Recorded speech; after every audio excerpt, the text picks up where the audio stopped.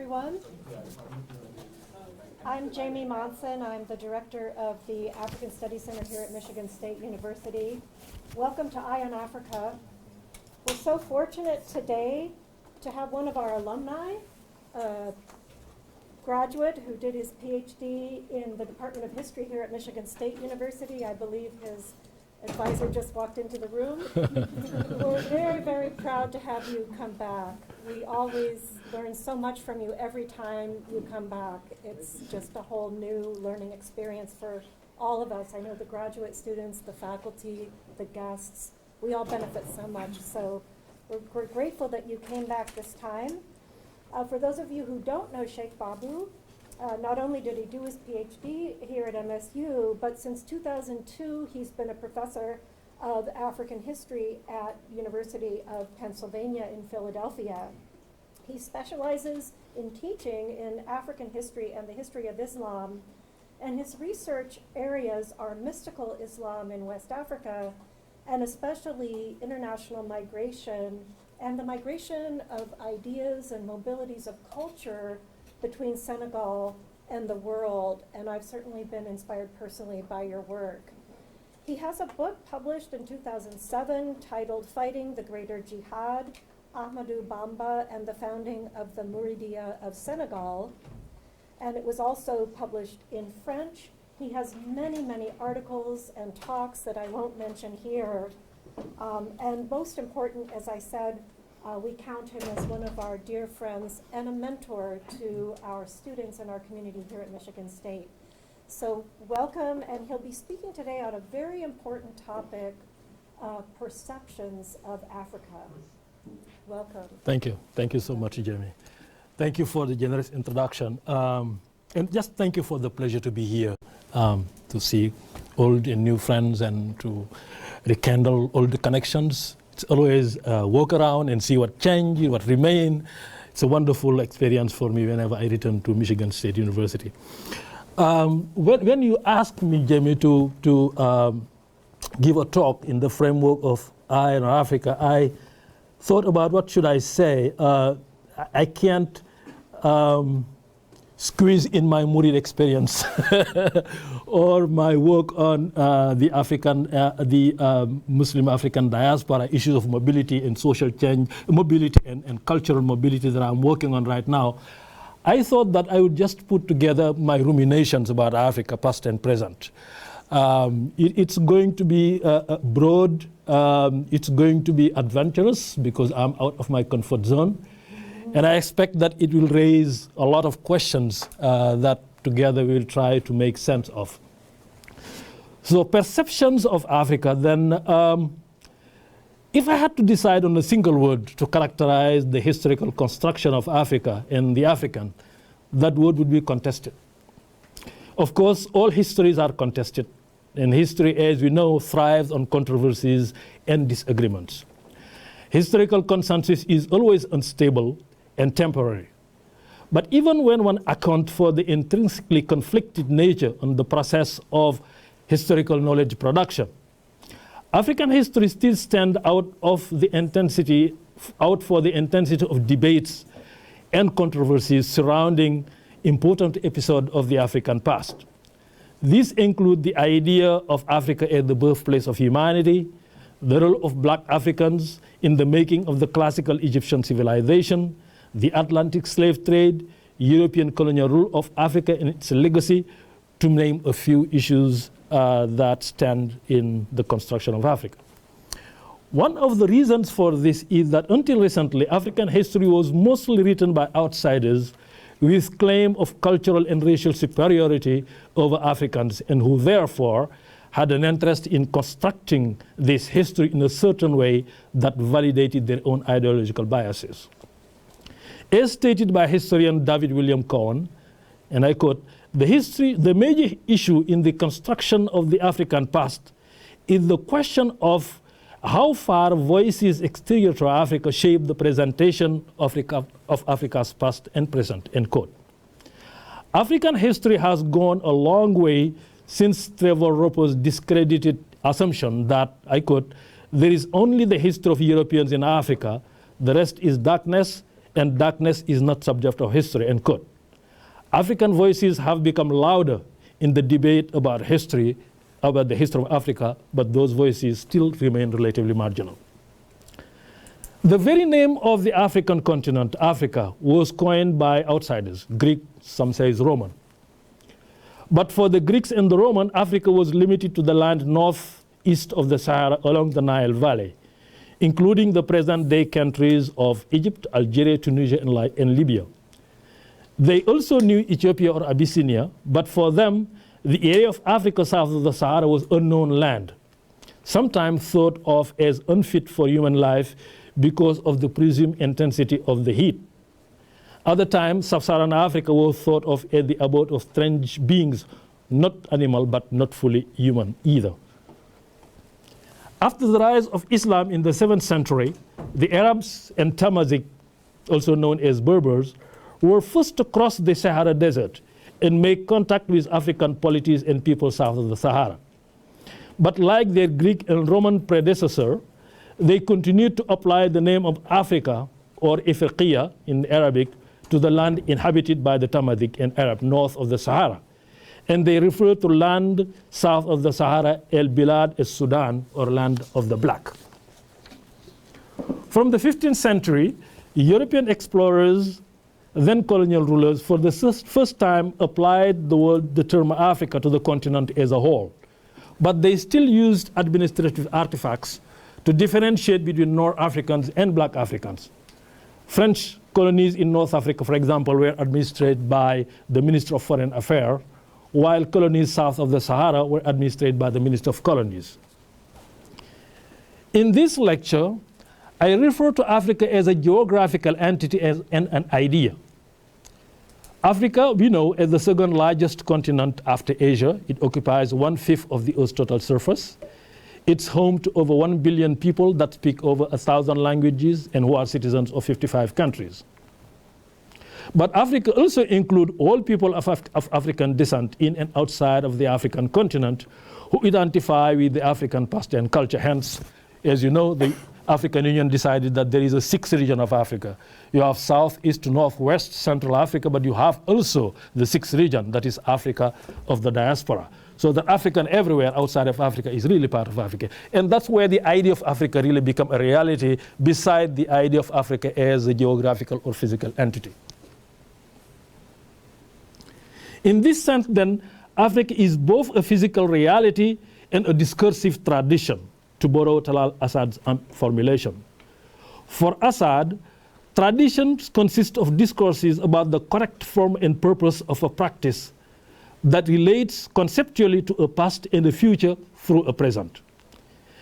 Assad is particularly concerned about Islam, but I believe that his notion of a tradition can be usefully applied to the shifting construction of the idea of Africa by Africans and people of African descent in the diaspora.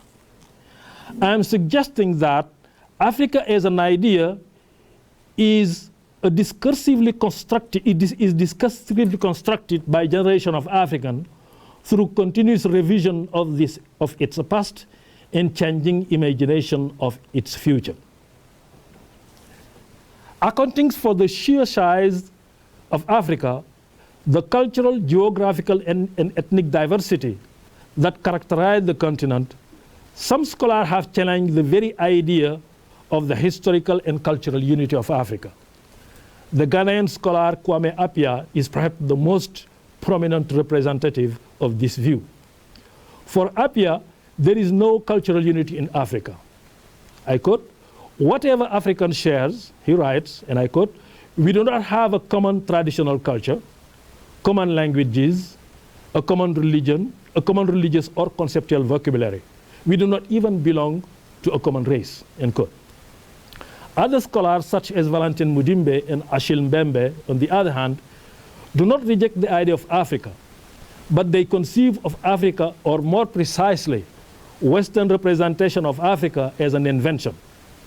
Mudimbe argues that since Greek times, Western representation of Africa has consisted of fantasies and construct, a geographical fiction that says far less about the African than they do about the preoccupations and prejudices of those engaged in the act of representing.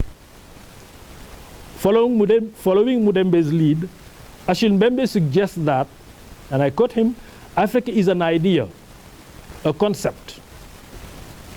Africa as an idea, a concept, has historically served and continues to serve as a polemical argument for the West's desperate desire to assert its difference from the rest of the world. Quote.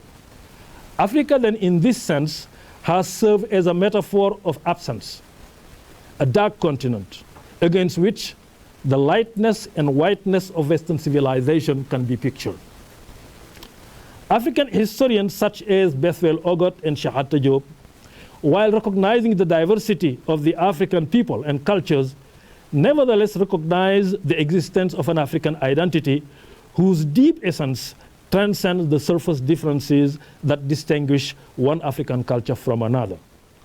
For Diop and his Afrocentrist followers in the diaspora, the foundation of this shared African identity is to be found in the antique civilization of Egypt and Nubia in the Nile Valley, just as Greece, Rome, and Christianity are claimed as foundational root of Western culture.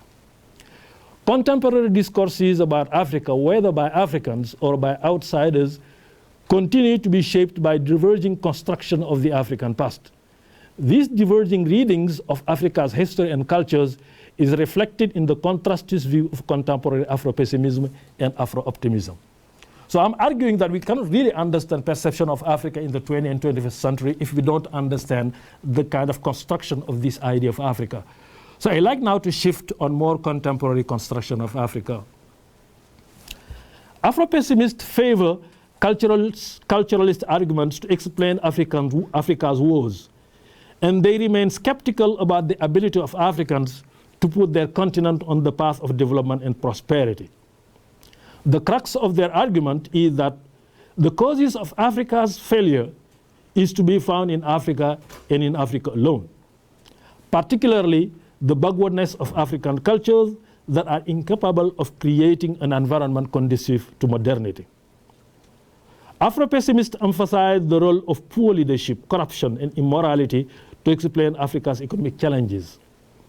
This thinking dates from the colonial era, when colonial rulers and writers blamed the African moral economy, defined by communalism, egalitarianism, and supposed lack of interest in profit-making for the continent's underdevelopment.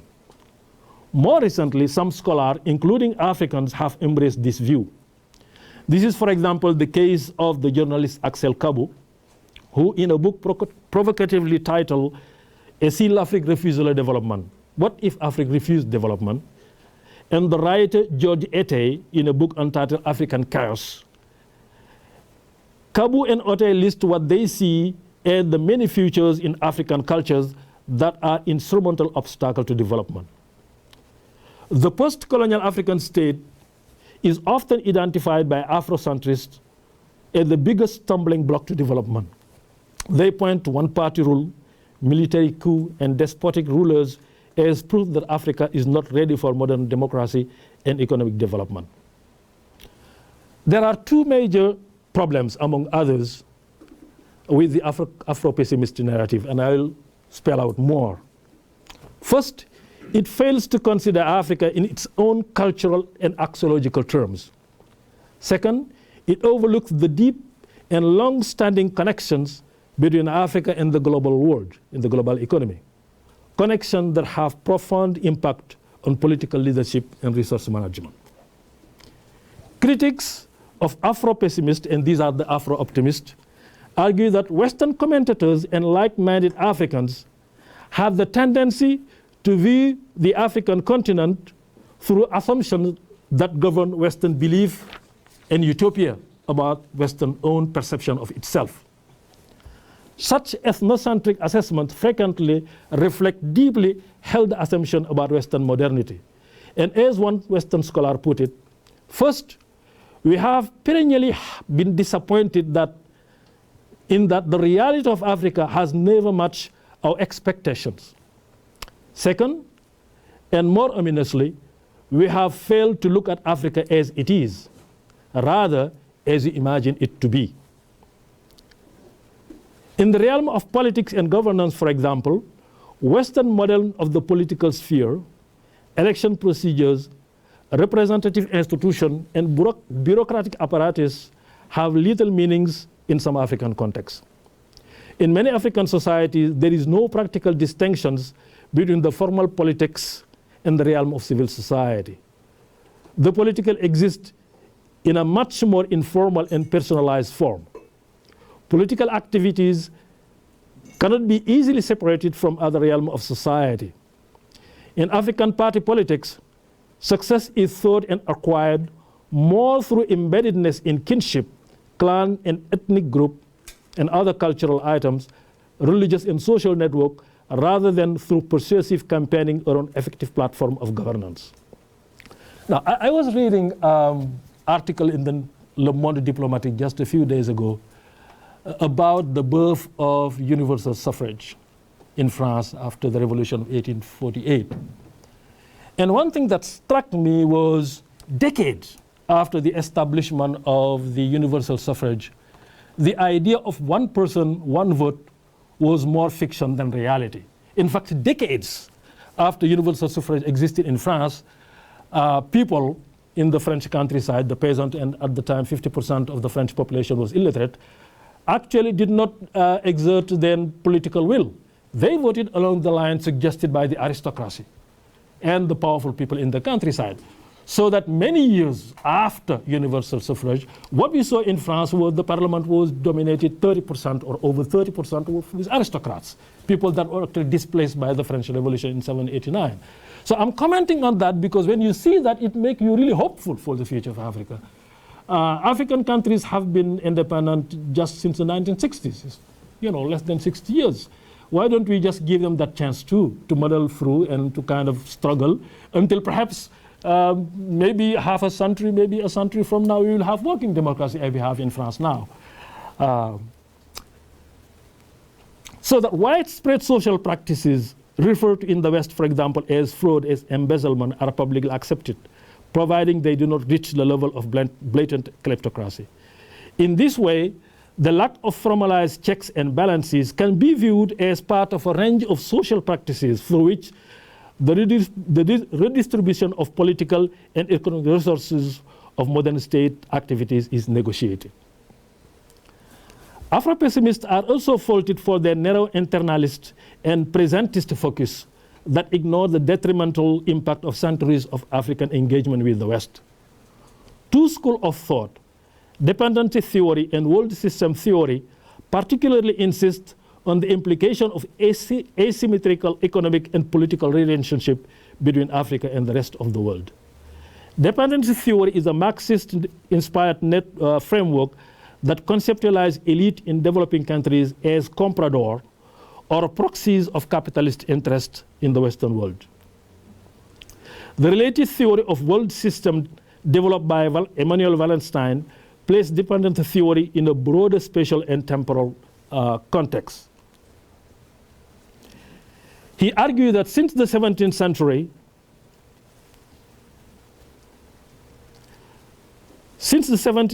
African economics, Africa was embedded in an economic system that served the interests of Western nations rather than the interests of Africans themselves. And this system is continuing. Since the 17th century, started with the Atlantic slave trade, Africa specialized as a land supplying labor. At that time, it was, of course, African bodies that were sent elsewhere as labor. But in his view, that dynamic actually continued. What perhaps replaced labor today is raw rubber, it's oil, it's iron ore. That kind of embeddedness of Africa in world economy is still continuing. It was bodies in the past, today it's raw material. And Africa has not been able to extract itself into that kind of ironclad that specializes in supplying raw material to Western countries. One problem with world system theory and dependence theory is that they tend to ignore African agency. It seems like Africans are really helpless. They are kind of put in this system where they can't free themselves. And the inability of Africans actually to free themselves and to have a say in their own past, in their own future, in spite of external influences. They tend to ignore the everyday resistance of Africans to internal and external oppressive economic and political forces. Now, what about the future of Africa? More recently, in the context of the 2008 economic crisis, a number of books appeared with the hopeful narrative about the economic future of Africa, with the title Africa Rising, Resurgence Africa, and so forth. You might see that I'm really stepping out of my boundaries now. This is not my forte. This is not my cup of coffee. But what brought me in this was that, you know about Wharton and Lauder at Penn, and they are desperate, really. Penn want to be global and want to kind of imagine itself as a global place. And one way of globalizing themselves was to kind of bring Africans and Africans to talk. And they tapped me to teach a seminar for the Lauder. It was the professional school for economics. These are professionals, really. These are people who were in the world of business. Many of the people that I taught, and I continue to teach that class in the summer, are former bankers and some people work in the area. They come from all walks of life, but all of them are professionals, some coming from the city, from bank in London and so forth. And they wanted me to teach them African history. And my way of doing it was to wedge Africa into what they know better in the economics and things of that sort. So that really brought me to kind of reading a lot about these issues and challenging myself to making sense of it from a historical perspective. Now we have all this book about Africa Rising, about Resurgence Africa, and one of the arguments driving the narrative is really enthusiasm about the dynamic African population. The population of Africa is likely to reach 2 billion by 2050.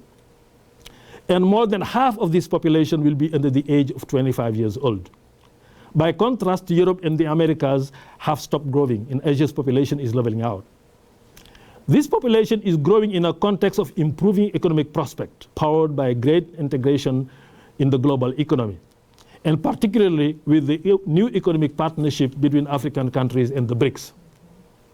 From 1999 to 2013, Africa's total trade with the rest of the world nearly quadrupled, from $207.7 billion to $1 trillion, representing an aggregated annual growth of 11%, the highest growth of any continent. Another factor to be considered in the economic resurgence of Africa is the growth and increasing importance of information technology. Africa is emerging as perhaps the fastest growing IT market, not only as consumers, but also as partners in the production of new technology. Kenyans, South African, and Tanzanians are leading pioneers in the development of mobile banking. I'm sure you've heard about M-Pesa. Everybody talk about M-Pesa. The new ICT is changing the face of the continent, not only in the way people communicate, but also in the ways farmers, businessmen, bankers, medical practitioners, and government conduct daily operations. From 2002 to 2011, the number of mobile phone subscribers in Africa grew from 44 to 623 per 1,000 persons. I think in Senegal, almost everybody has a cell phone. I don't know if you have people here who travel across the continent, but it seems to me that everybody has a cell phone. I mean, in rural areas and everywhere. And one of the reasons, of course, is that we have this huge African diaspora, and you can just send money now with the click of on your cell phone. So it's really something that really struck me. And you know, my friends make joke about these young people from rural areas. These are seasonal migrants who leave rural areas and come to Dakar and the big cities after the rainy season to earn some money. And most of them, they drive horse-drawn carts. And all of them have cell phones. So, even the horse-drawn cart people have cell phones. So it's really extraordinary. You see it everywhere.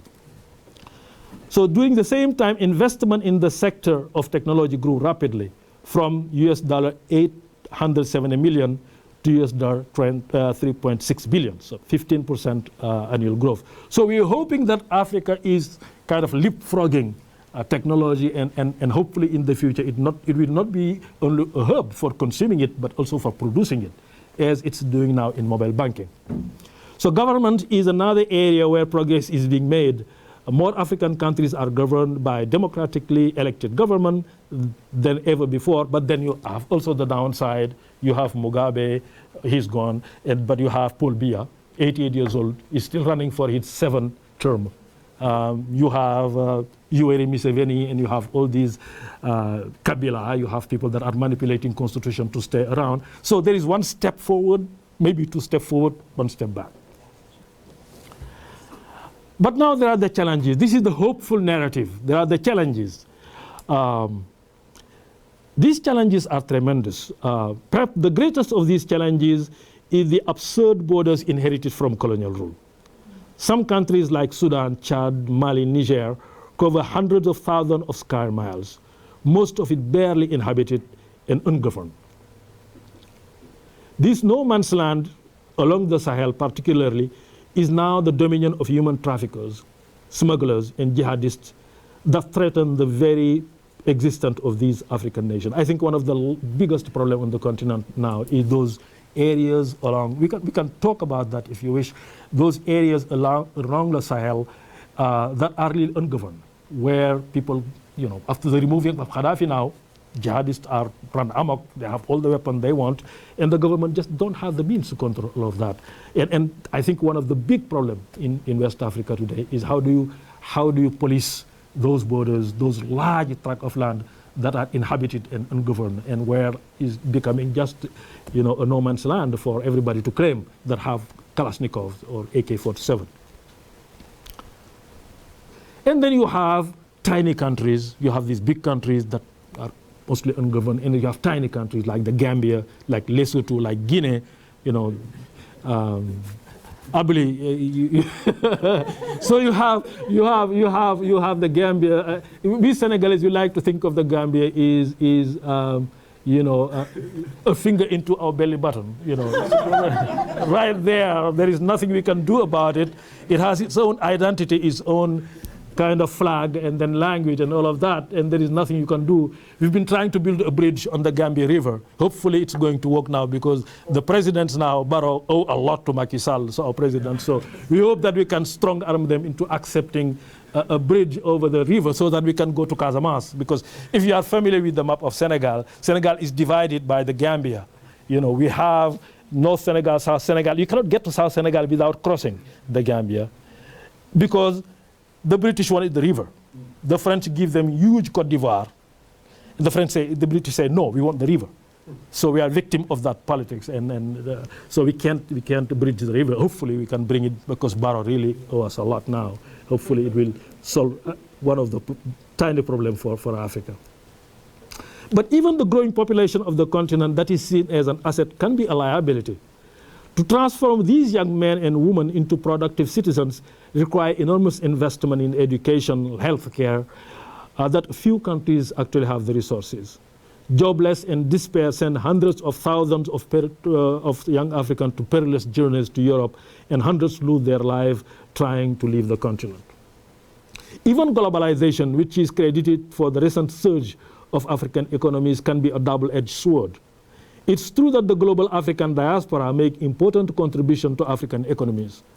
For some countries, remittances sent by migrants cover over 10% of GDP. But migration also leads to the brain drain that deprives the African continent of its best and brightest sons and daughters. Thousands of doctors and nurses trained with taxpayers' money found their way in Europe and North America. For example, according to some sources, there are more Ghanaian doctors and nurses in London than in Accra. Some say in the whole country. Zimbabwe actually lost half of its doctors. They're gone. They left the country. And these are trained with a law. It's expensive to train doctors and nurses. The little money that these countries have, they invest in doctors and nurses, they lose. Because now they are needed in the West because of the aging population.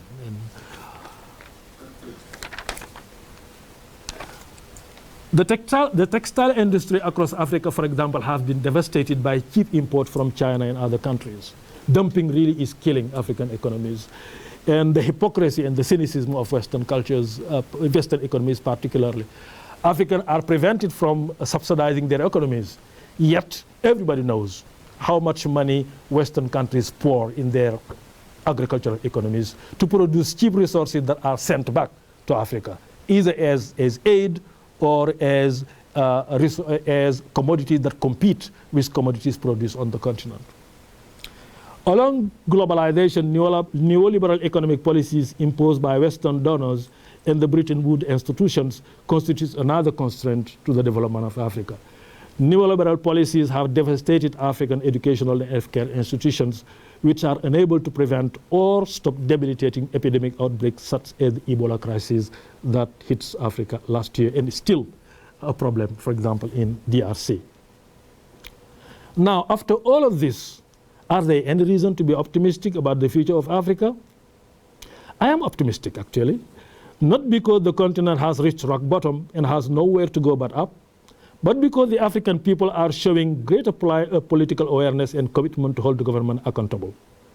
More recently, armed only with brooms, which they call the ballet citoyen, committed citizens in Burkina Faso have forced the authoritarian president that has ruled the country for nearly 3 decades to give up and run away. In South Africa, Jacob Zuma is gone.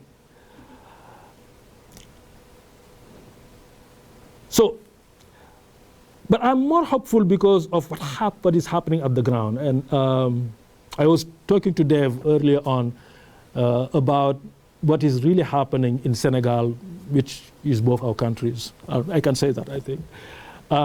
So what we see happening is we are really seeing people in the most remote area of the country hold their government accountable. These are people in the past who would thank the president for bringing a school there, who would be happy because the local big man brought electricity. They are not doing that anymore. If you read Senegalese newspapers, I'm sure this is the case for many African countries, what you see daily is local remote villages, people going out, demonstrating, threatening to vote against the government, punishing local politicians, and really making their voice heard. This is my optimism. I think Africa has to change. It has to be changed by its own people. And it has to be changed because people have the political consciousness and the education to hold their authorities accountable. I'll stop here. Thank you.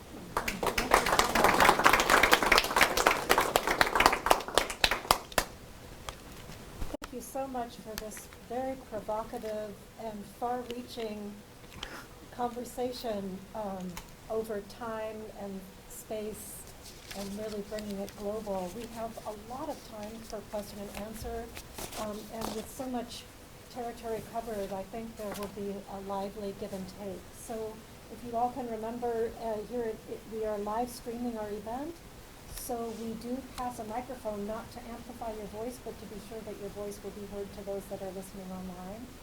Is it clear here? I think anybody would like, we can take a couple of questions at a time. I Yeah. think that was how you would like it to go. And please raise your hand if you'd like to ask a question.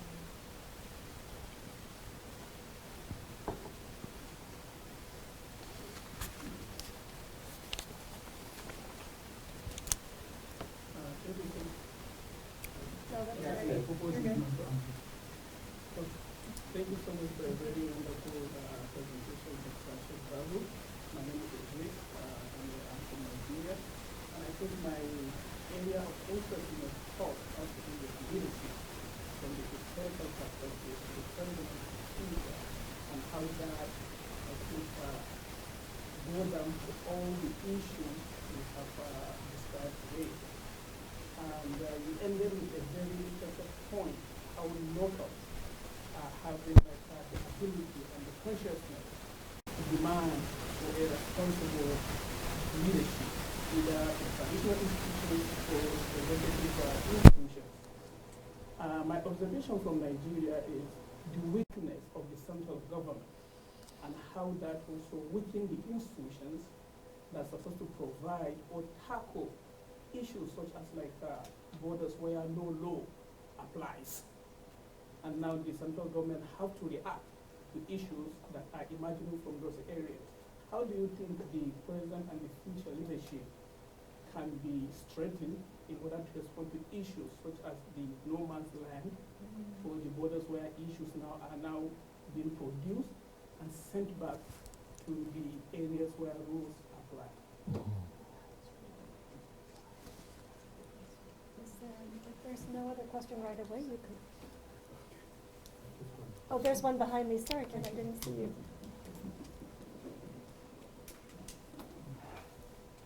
So maybe a commenting question.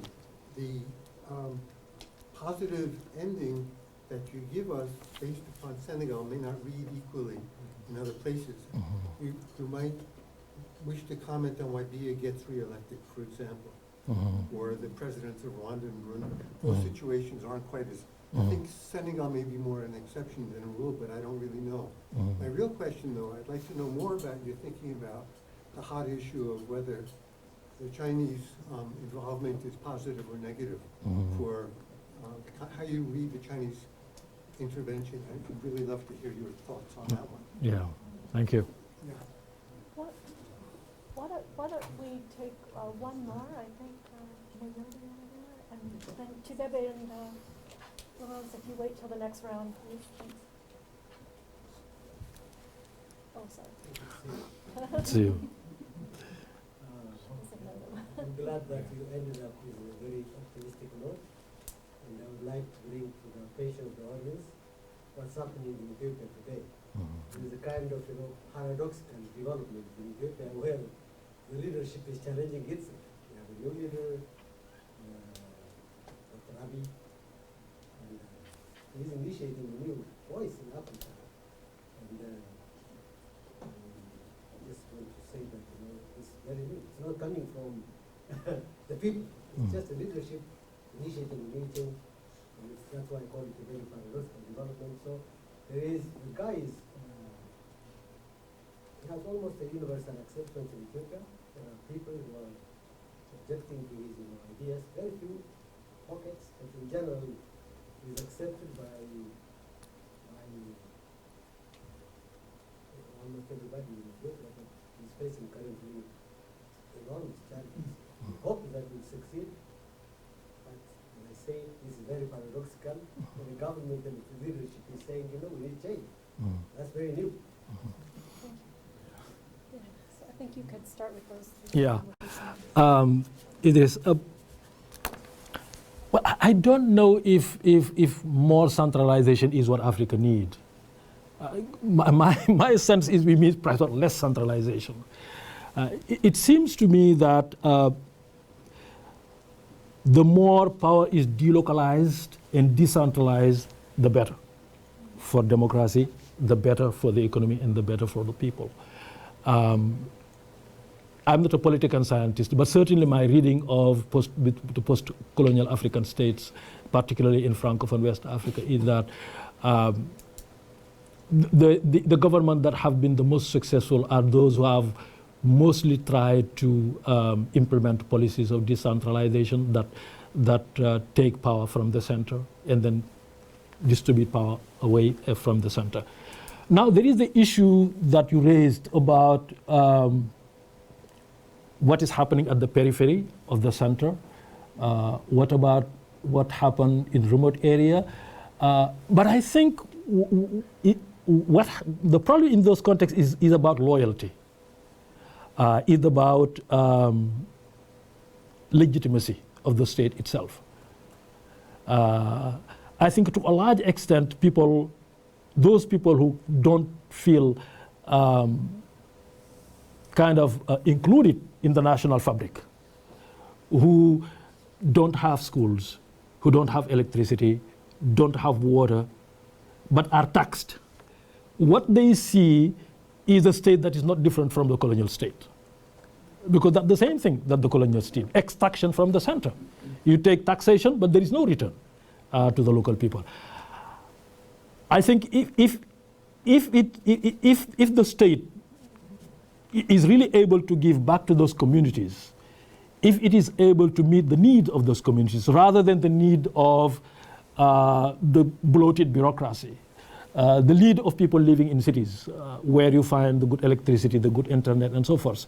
And really think of those people. Perhaps we will have less problem with this kind of dissenting forces and centrifugal forces. That's my view. So for me, the issue is not centralization. It's how do you legitimize the state? How do you meet the need of people living at the periphery? How do you make people have a stake in being part of the state? I think when you do that, certainly it will solve a lot of the problem. But you cannot do it by concentrating power in the town, in the big cities, and ignoring completely the people at the periphery. They just see no loyalty. Why would I care? Why would I care for a state that doesn't do nothing for me? Just take my taxes. So, Ken, thank you very much for your questions, challenging ones. I don't know if Senegal is an exception, or do we make it an exception? I don't know. I see changes really happening. I was alluding to the case of Burkina Faso, for example, where with a broom, with simple brooms, people actually chase away the president with military and his army. I think it's something very hopeful. In other part of the continent also, you see, I mean, I alluded to South Africa, which is, of course, something different. Ethiopia could be another example you can see. I think changes happening, and what is driving those changes, I think, is partly, certainly technology. Certainly technology. And migration. People have cell phones, and they have these local journalists. And what is really interesting with the new technology is not the technology itself, but the content that is that these technology actually convey. It's just a channel. What I'm interested more in is what is channeled through that new technology. For example, in the case of Senegal, that I know better, but I can certainly generalize about many West African countries now, there is no longer monopoly of information by the central state. You have all these freelance independent journalists that do their podcast, or just you have thousands TVs in Senegal now, online TV. You can have a TV in your bedroom. If you have an iPod or whatever it is, you can do it. And now you have these dissenting voices everywhere. And they don't speak in French or English. They speak in Fulbe, in Wolof, in Mandingo. They can talk to the people, and the people listen. I think that's what makes me hopeful. I think that's what is driving the change, really, in many of those parts. People know about the debate at the Assembly. That was irrelevant in many of these countries because it was done in French or English or in Portuguese. Now you have all these commentators that can actually break it down in local languages. People in 1,000 miles from Dakar or would know what is the budget for education. And if they don't have teachers, they say, hey, where did the money go for education? I think that's really what makes me hopeful. Yes, we have these bright spots, but we have certainly problems in Rwanda, for example. In others, Burundi is a huge problem. We don't know how Ethiopia is going to resolve itself. It's problematic. I don't know what the kind of experiment that started with Melis Zenawi, the kind of reorganization of society along ethnic groups, what it is going to do. Tobeba, you certainly can educate us about this. I have a student in my class. She is an undergrad in my class, and she is from Ethiopia, and she is a Tigrayan. And we kind of talk. I was very optimistic about the new president and what was happening, but she's very angry and frustrated. And she told me that now we, the Tigrayan, we are being killed. We are being marginalized, by the Oromo, who are allying with other ethnic groups. I don't know, really. I was completely confused. Because for me, what the president was trying to do is to move away from ethnic politics and really to kind of refer to kind of an Ethiopian nation beyond ethnicity. I don't know if he's being successful. I don't know if some people believe that the defeated faction is not in fact a defeated faction, but the defeating representative of an ethnic group, the Tigray people. I don't know. It's really complicated. For your second question, Ken, about the Chinese, well, I don't know what to think. One thing you can say, government like Chinese. Yeah, because they give you money without strings attached, no string. Okay, you can pollute the environment, you can steal some of the money. We don't care. You know, so long as you are ready to mortgage your oil, your iron, or your something, whatever it is that we need, we're okay. So government are very happy about this because it's money without string attached. The people, it's more complex. You've got, you know, if I look at the case of Senegal that I know better, I know that traders don't like the Chinese. They don't like them. I belong to a family of traders. The business between New York and Dakar is dead, and that the business I study with the Murid network is dead. They don't come anymore. My cousins who used to come, they don't come anymore. They tell me that if you come to New York City, you buy a pair of good shoes from New York City, let's say for $10, you buy half a container, you bring it to Dakar, you used to make a lot of money, you can sell it for $20. It's 100% profit. Now they say, if you buy that container, you go to Dakar, you open your store, the Chinese buy one pair. And then they send it to China. And in 2 weeks, you have containers of that pair. Sold for $1. So you see, you know, sold for $1. And then they say, we're not coming to New York because you can't do it anymore. And then you have the dumping. You have all the things that come from China cheap, and then that are sold for nothing. Now you have intellectuals who are now paying attention more and more in West Africa. You really have, intellectuals now coming really and really looking very serious at the Chinese business and asking questions about, is this the kind of partnership that we want? China is very skillful in presenting itself as a fellow third world country, and a country that went under colonialism and know what Africans are going through, and who is actually a big brother that just would like to help the little brother on the path to economic development. But these intellectuals are challenging Chinese agenda. Isn't China just another imperial power with a new ideology? Rather than coming with a civilizing mission, China is coming with the idea of brotherhood, but the brotherhood is the brotherhood of the wolf and the lamb, and they don't want that kind of brotherhood. People are really conflicted. But to some extent, I'm relieved myself. I'm relieved that we have some competition now. That's what. Now we no longer have the French who come and say, okay, this is the money, this is the way to do it, and that's it. Now you have alternative. You can say, okay, if you don't want to do a railway, then I can ask the Chinese. Then I can ask, maybe Brazil can chip in, maybe India can chip in. I like that competition. I like it. I like the fact that people are, but the bottom line is, I am not expecting a good Samaritan to come. I think it's against human nature. Not really against human nature. It's just human nature, and it makes sense to me that China care about Chinese development and the Chinese people. And China will do whatever it can do to benefit its own economy and its own people. If you don't watch for yourself, don't blame the Chinese. That's what I say. If you don't watch for yourself and your people, don't blame the Chinese. The Chinese are not there to help anybody. The Chinese are there to benefit their economy. It makes sense to me. Now watch for yourself. Why don't you strike deals that are win-win? Our president likes to talk about win-win. Always it's a win-win. So why don't you do win-win?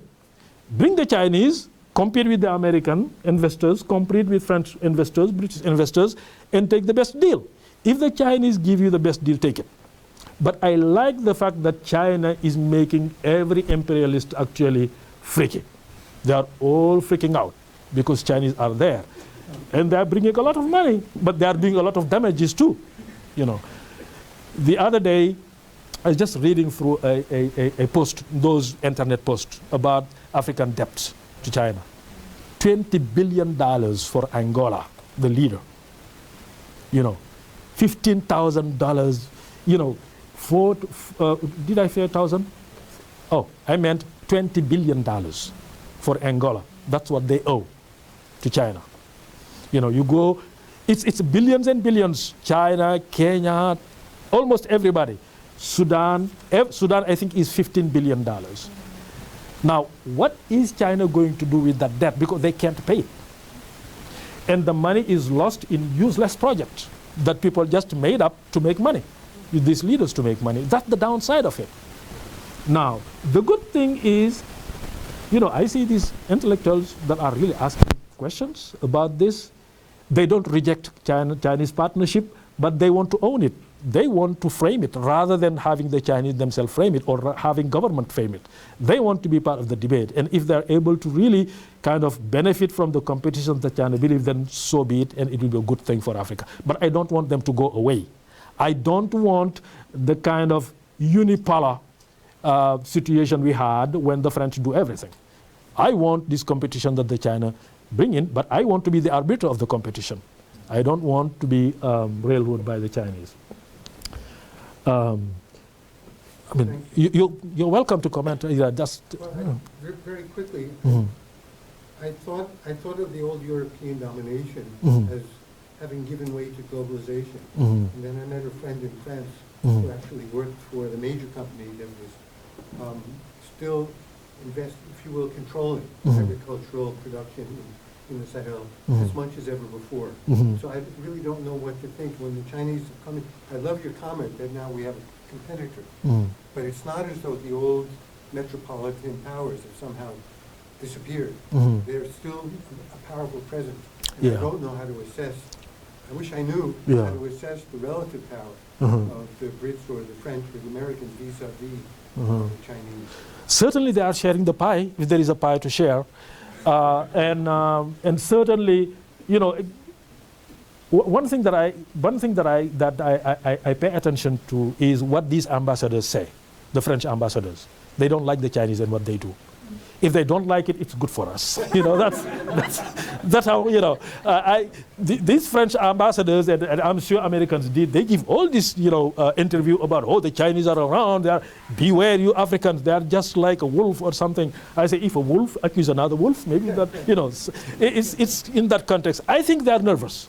They are definitely nervous about the Chinese being present. China is the first investor in Africa now. And they have to take somebody's place. If they are the first investor, it means they had to take somebody's place.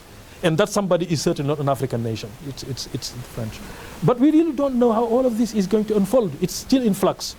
You know, as I said, I'm adventurous because I'm a historian. I talk about dead people and archival things. This is happening right now. And I'm just, you know, speculating about things. So Tibebe, I have my questions really. And one of the things I like to talk to you know, after we meet, I hope we can have a one-on-one as usual. I have a lot of questions about Ethiopia. I was enthusiastic when Ethiopia really started an experiment, because one of the things that I always kind of interrogated is, should we really continue with the kind of post-colonial state model that we inherited from colonial rule? Certainly it's not working. Are there other alternatives to it? You know, Abili was talking about the centralized state. It's our big problem. It's something grafted on African political structures. Many African societies did not have a kind of despotic, centralized, post-colonial state, which actually is a monster. This is not the typical Western state. The state we had on Africa, and I presume in all colonial land, was not the typical centralized European state. It's a monster that was invented to rule the subject. And it was always my thinking that we need to do something about it. But what? What?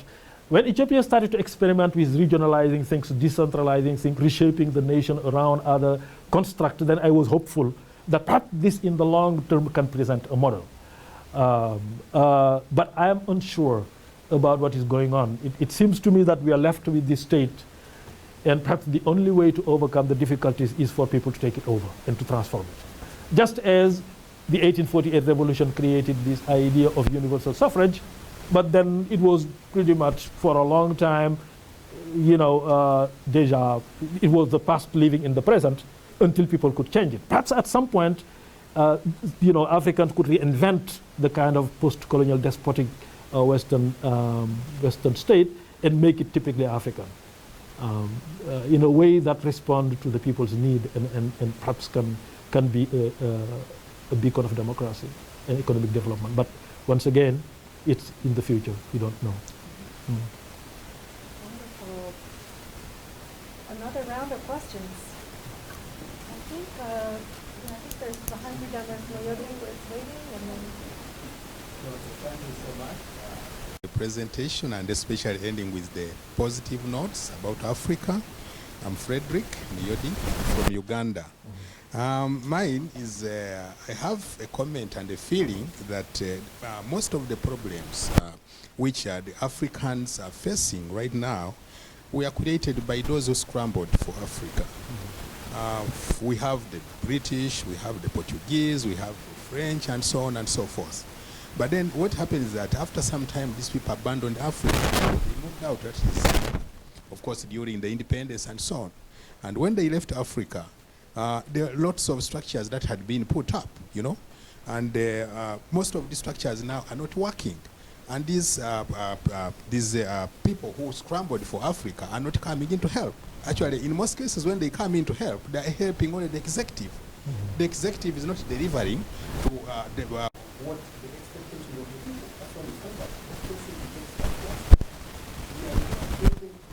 For example, you go to talk about an area of sanitation, water services, the communities are not being done. So I would think that those who scrambled for Africa, created structures in Africa, should come back and give support to these structures which they created, so that most of them, maybe I hope during such interaction, such support, they should be able to do what? To help most of the problems, to solve most of the problems. I don't know what you can say about that. Thank you. Okay.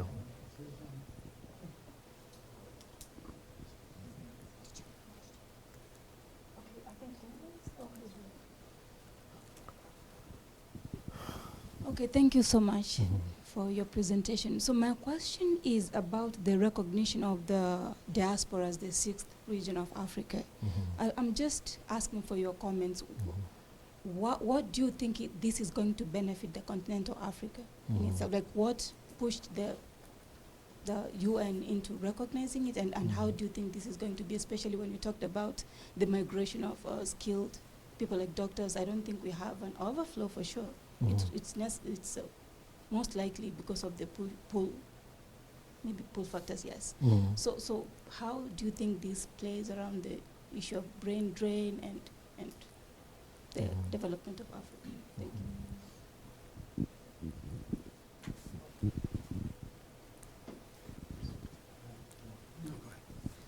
you. Thank you so much for your talk. It raised a lot of interesting questions. I was wondering, you talked a lot about, sort of people coming up from the ground below within countries, but I wanted to think sort of more regionally. What are the what is the role of regional, either institutions or regional people? You see in Gambia, when you saw a threat to democracy, you saw ECOWAS coming in and dealing with it. But not just these institutions, but also, Senegalese who live in Gambia or Mali or vice versa. These, a lot of Africans don't live in the countries they were born in or the ones their parents were born in. So what are the roles of either, those sorts of people or people in neighboring countries who also have an interest in democracy and security throughout the region?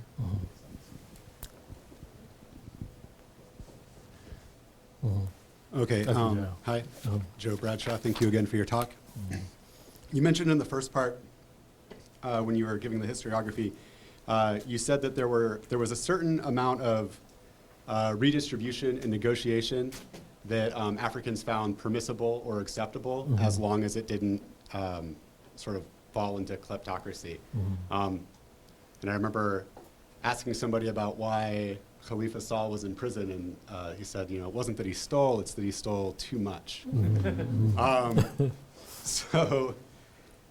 So you talk about people, and again, these sort of like mass movements and these rural movements that are happening about replacing politicians.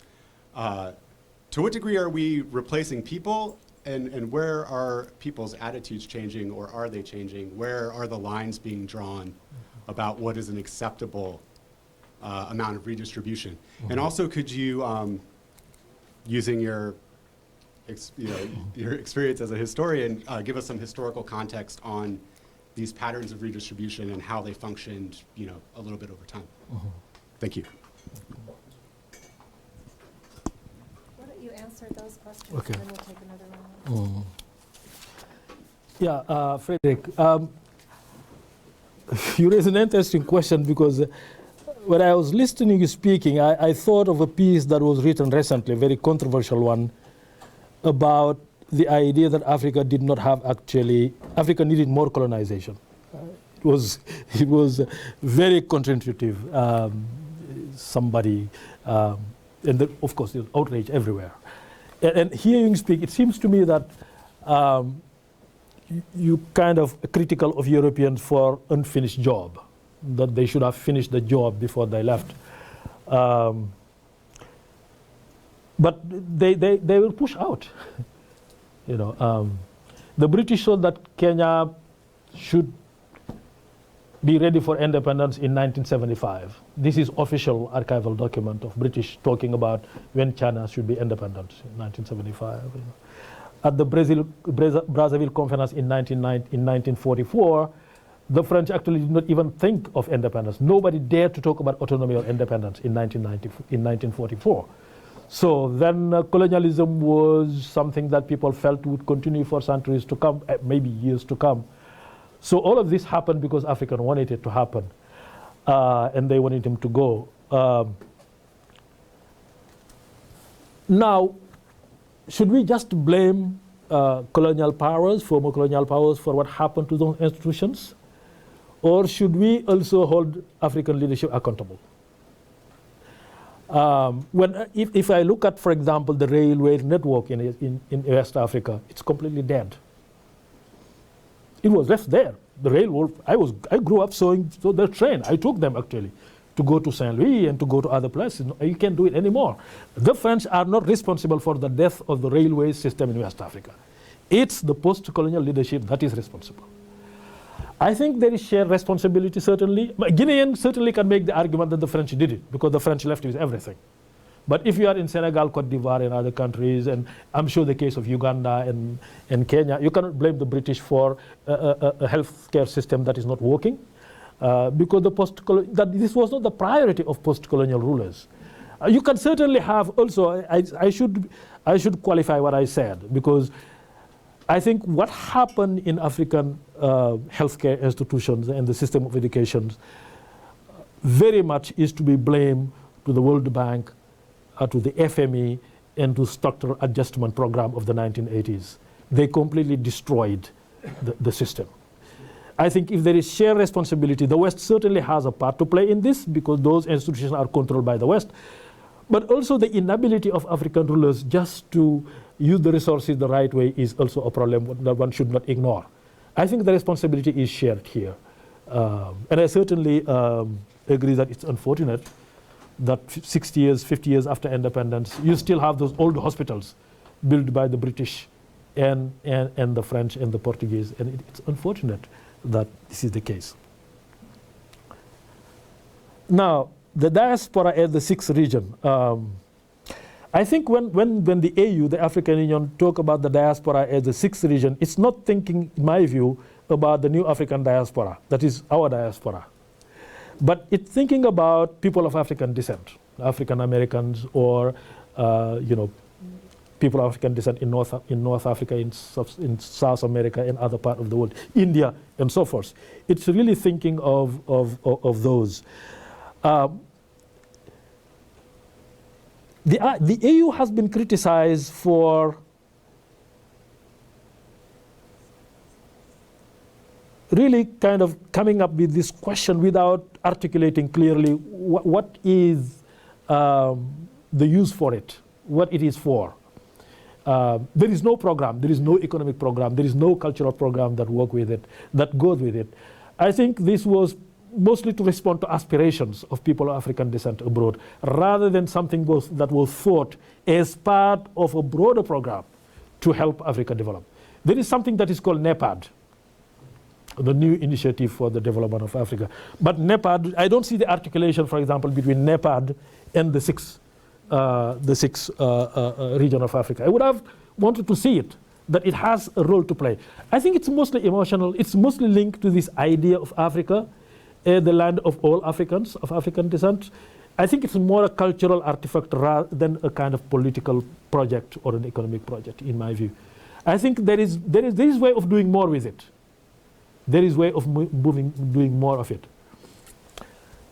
African Americans did play a major role in the United States for programs, I think, geared to Africa.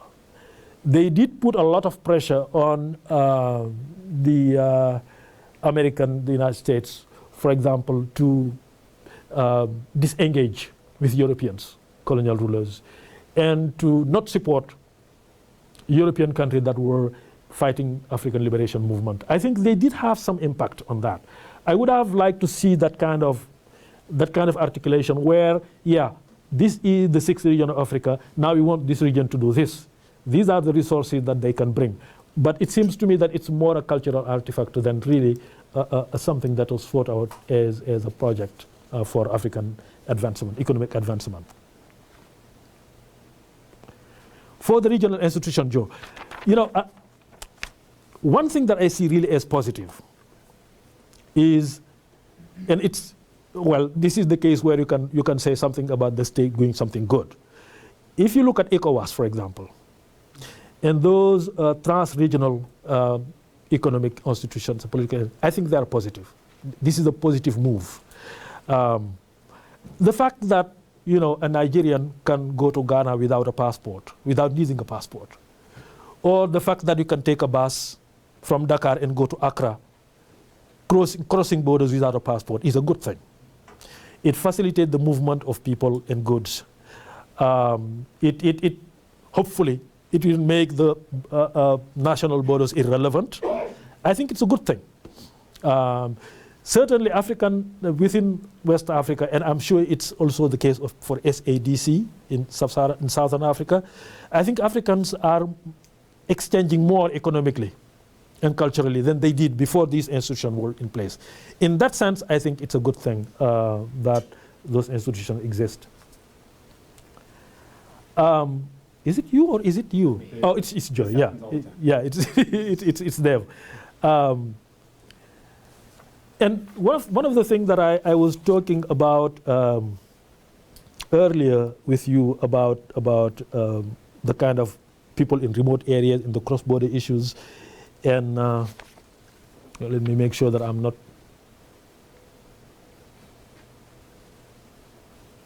Okay.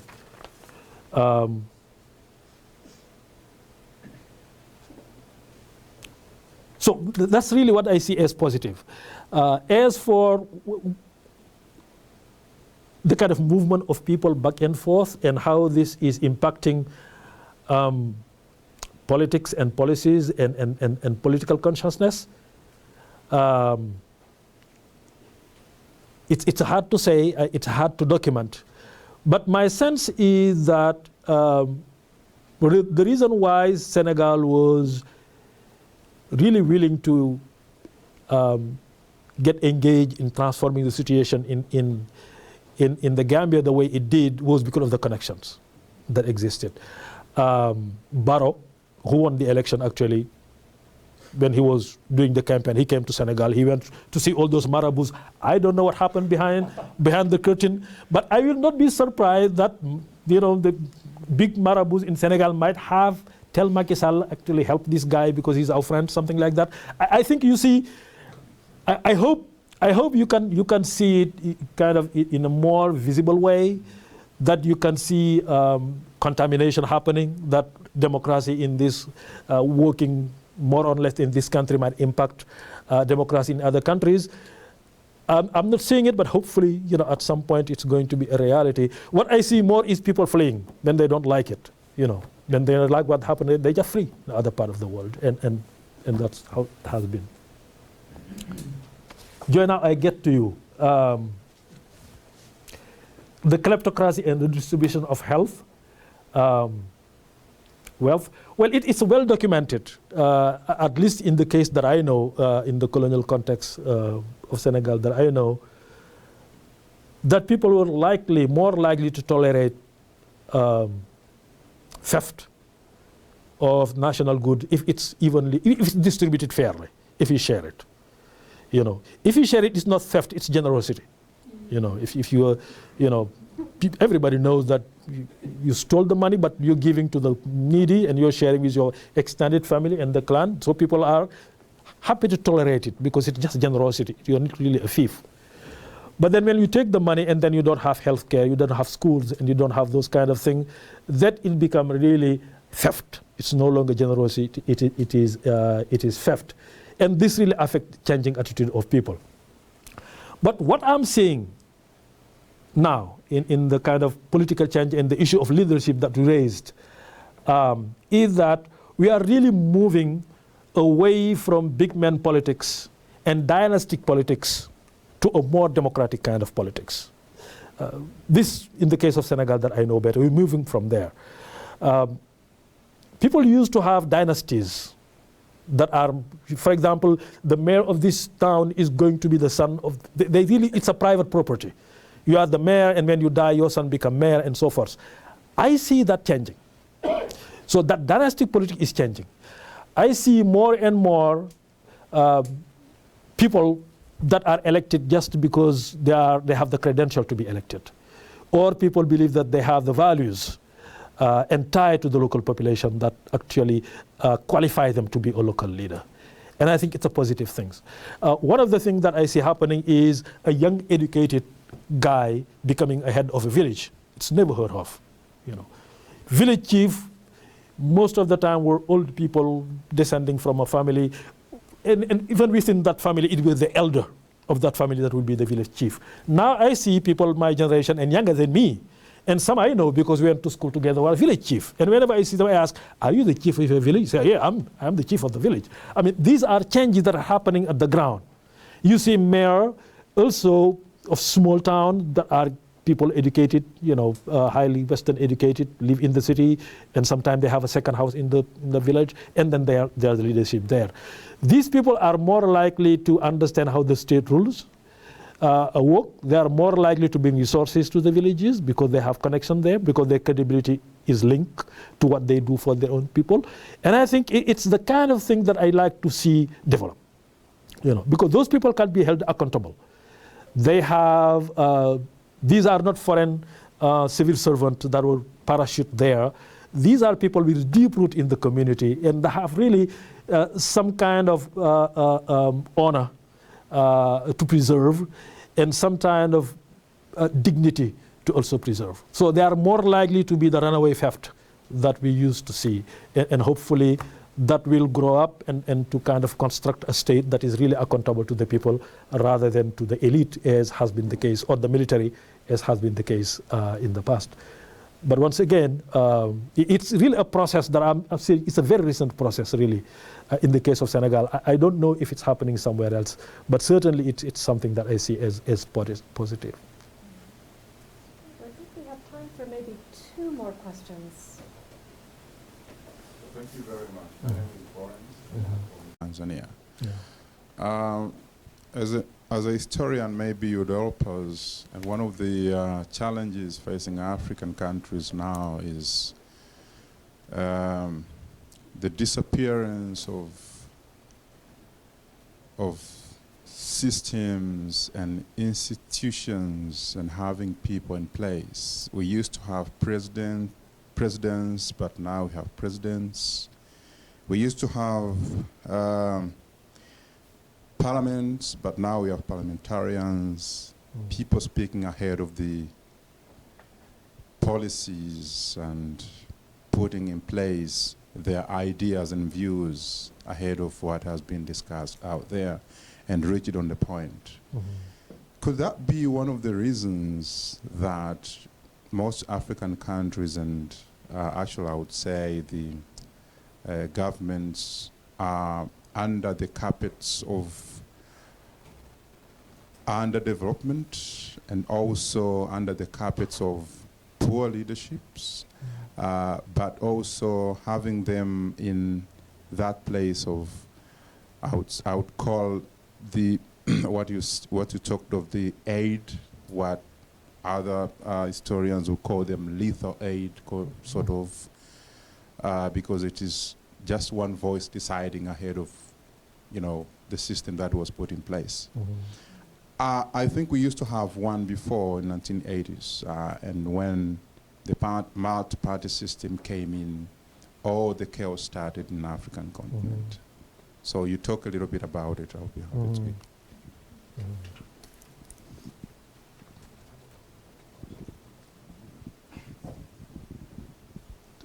Thank you, Professor Babou. I have a comment, not a question.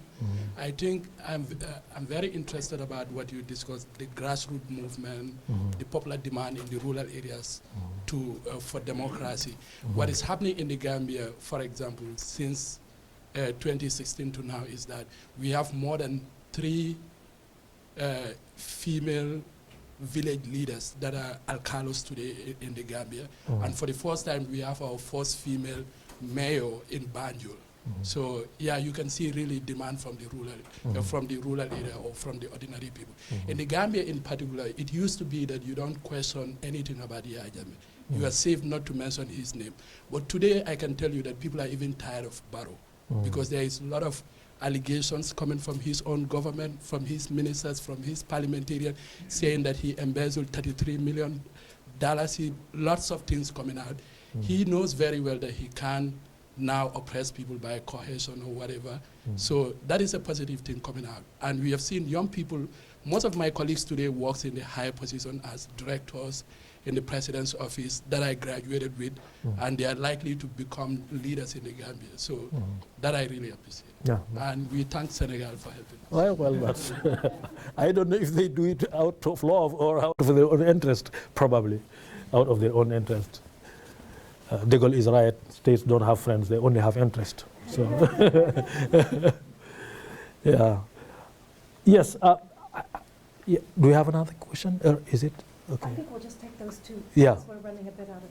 Yeah, I kind of support really the multi-party system. Certainly there is political chaos there. There is all kind of dissent and fight, but democracy is messy. But I prefer that to one-party rule, where one leader imposes everything he wants to everybody.